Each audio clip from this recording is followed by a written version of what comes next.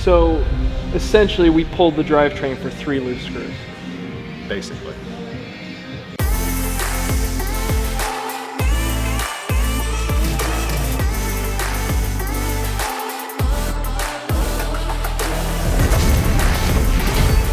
Savage!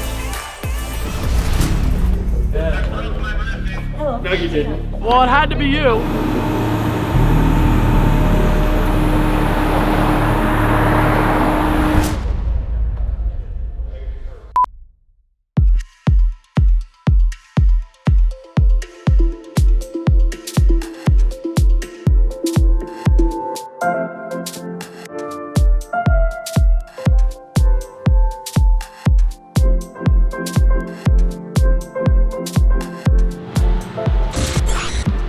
Oh,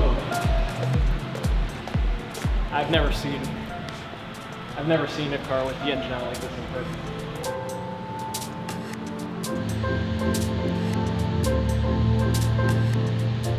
You gotta admit, this is kind of cool. It is kind of cool. That thing is massive, dude. Which part? Before we get to that, it's time to get paid. Today's video is sponsored by Raycon. Raycon earbuds are absolutely incredible. They start at about half the price of other premium wireless earbuds on the marketplace. They sound just as amazing as all the other top audio brands. Even people like Snoop Dogg and Cardi B are obsessed with these earbuds. The latest version, the Everyday E25 earbuds, are their best ones yet. With 6 hours of playtime, seamless Bluetooth pairing, more bass, and more compact design that gives you the nice noise isolating fit. It also comes in fun new colors. Click the link in the description below to get 15% off your order, or go to buyraycon.com/Savage Garage. That's buyraycon.com/Savage Garage. So thanks Raycon for sponsoring our video today. Check out the link in the description below and get your set today.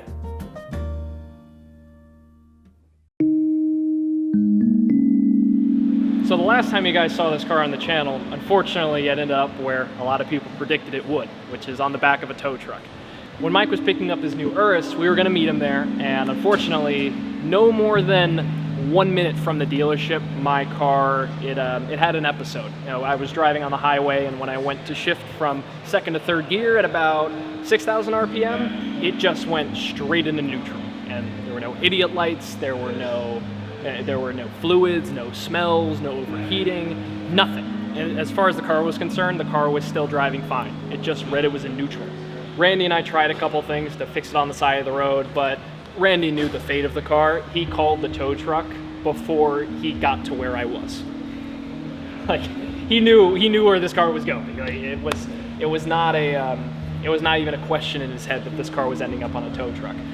But thankfully, where it did break down was only about 12 minutes from Loudoun County Exotics, so Potomac Towing picked the car up. They brought it over here. We were predicting we had to do an engine out service with the car.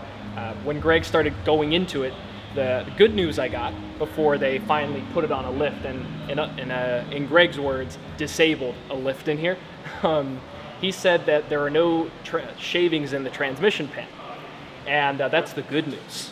So regardless, after I heard that, he said, we gotta pull the drivetrain. And you know it's going to be expensive when you go to hang up the phone, and before you hang up the phone, they tell you, just making sure we have the go-ahead to pull the drivetrain. Like, when you get that, you know it's going to not be cheap. I have also graduated to being a saved number in Greg's phone. Before, when I called Greg on his cell phone, you know, he'd answer it with "Thanks for calling Loudoun County Exotics," because the shop phone goes with personal cell. But as soon as this car came in here, it went from that to, "Hey Jimbo, what's broken?" So, yeah, it's got some work to do. Okay, so to kind of recap, we were talking about why does the car have jumper cables hooked up between the frame and the powertrain unit? Because with the Murcielago, you have to have the engine out of the car to do any of the calibrations with the e-gear system. You have to have all the electronics hooked up, and you have to have ground. So that's why it's hooked up the way it is and pushed up next to the car. So in order to do a full e-gear bleed, you have to open up these screws on the actuator, and you also have to need to be able to relieve pressure from the accumulator during some of the testing and calibration procedures. So, which all of this stuff is up against the bottom of the body of the car and completely inaccessible with the drivetrain in the vehicle. So that's why it's pushed up like we're trying to put it in the passenger seat and take it for a ride. What's all this? Is this for each gear? So this is your valve block, or your E-gear valve block. This is your pressure accumulator. It basically holds, it's a nitrogen ball that holds 50 bar of pressure when the pump runs. So you can change 1 gear, 2 gear, 3 gear, then the pump runs, or more. So if you had to run the pump with every gear change, A, you'd burn the pump up, right. And B, so on somebody else's car that we know, when you'd shift 3 times quickly, the E-gear light would come on and the vehicle would stop shifting because the accumulator's bad because you didn't have sufficient fluid pressure to make rapid shifts. Oh. So right now, basically what we found is the shift forks were stuck in an intermediate position.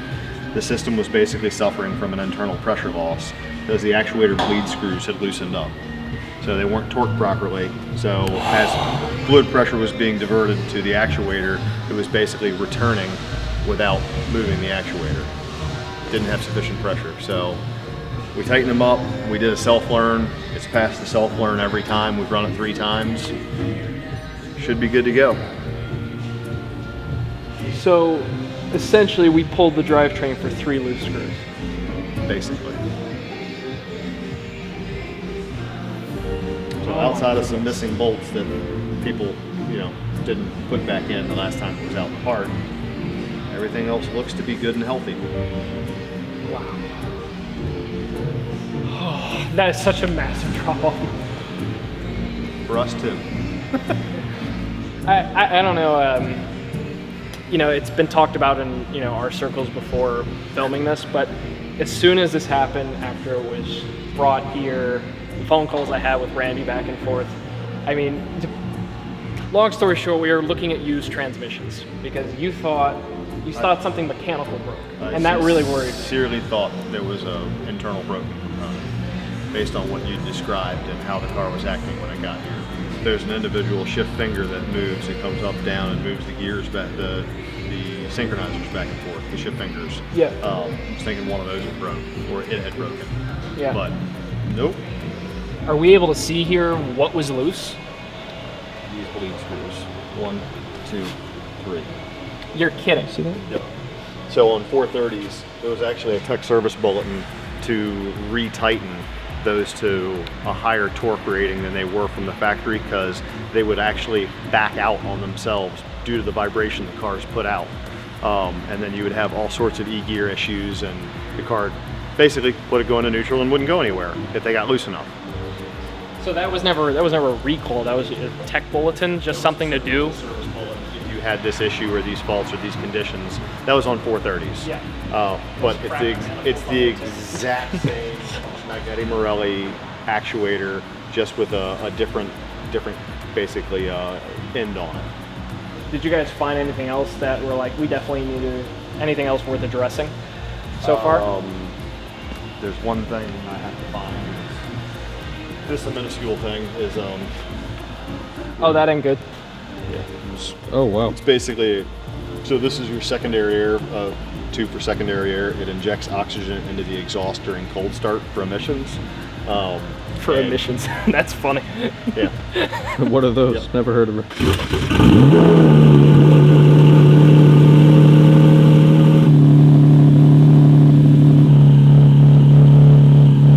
Somebody, the hose got damaged at some point, and somebody Obviously. has black taped it together. So They needed Well- gaffer's tape. This is electrical tape. This stuff doesn't hold. So the other thing we were looking at as we were going over everything, the shift position sensors here, which are actually what determine the input shaft's position and what gear it's in. You'd have to really look close, but basically the internal electronics are epoxy, have epoxy over the back, and this one's starting to break loose.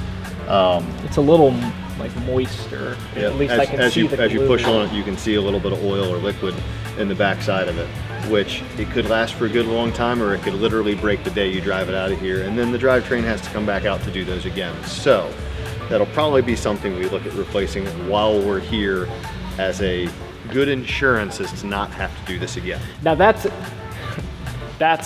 if there was one thing to describe working on these cars, that phrase, "While we're here." That could be. While we're here. That should be a T-shirt actually. While we're here. It could be. In an armful of a friend.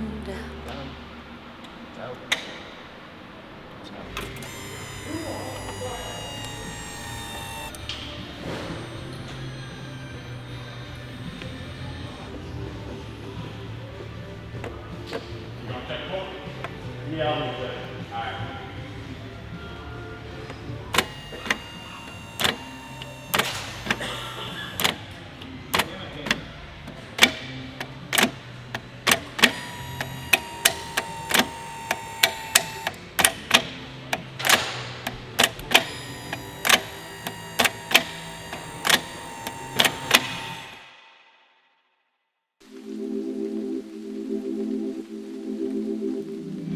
Is it normal to analog, like the tacks are really, really off on these cars? Or is that just a my thing? That's an old Lamborghini thing. Okay. Because like it would rev up and then it would go it would take half a second to get there. I just find it funny. Yeah, watch the tack on. Watch this. Look at that. Did you see how delayed that was? Yeah, they're a little slow. They're very analog. Yeah. There's nothing digital about these cars. Yeah. That's one of the reasons I love it, honestly. I feel like this was the first interior, and even the instrument cluster, I feel like was the first Lamborghini. It feels like all the stuff that was in the car was designed for the car. It wasn't kind of an afterthought. Like the Diablos, you see the gauges. I mean, they kind of look like odometer gauges. They are. They are? What? You can buy the exact same fuel gauge out of Summit Racing. Don't ask me how I know. I honestly didn't think I'd be standing here this early in the ownership, but you know, now I know. I've said I knew, but I feel like I truly know now. It's Mercy life, you know, just mercy things. Just you know, driving your car on a leisurely stroll with the boys, and you shift from second to third, and your transmission grenades itself. Just mercy things. Randy's literally at home giggling right now. He was supposed to come with me. He knew this was going to happen, and I pretended like I knew it was going to happen, and well, it's happened.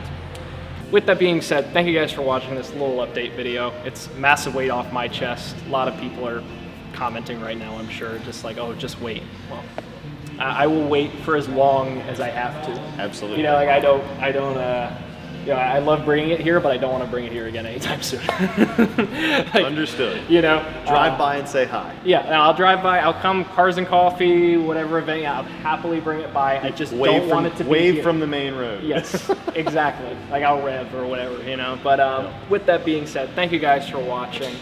Big shout out, obviously, Loudoun County Exotics. If you guys don't follow them, go follow them. You know, they're probably the, I wouldn't say probably, you guys really are the only place you should take a exotic or any car of this caliber to in the DMV area. There's nowhere else in any kind of vicinity that's worthwhile. So check them out. Links are in the description below, and we'll see you next time. It looks good. It looks really good, doesn't it?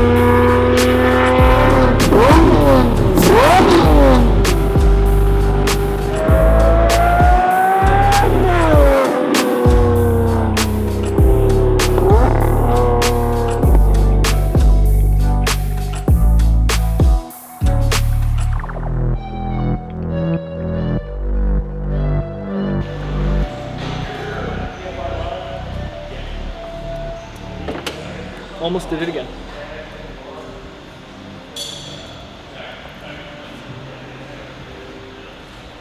I'll be like every automotive YouTuber. You know, or what's the other one? The or, oh, do you have cash? You ever seen that one? Just the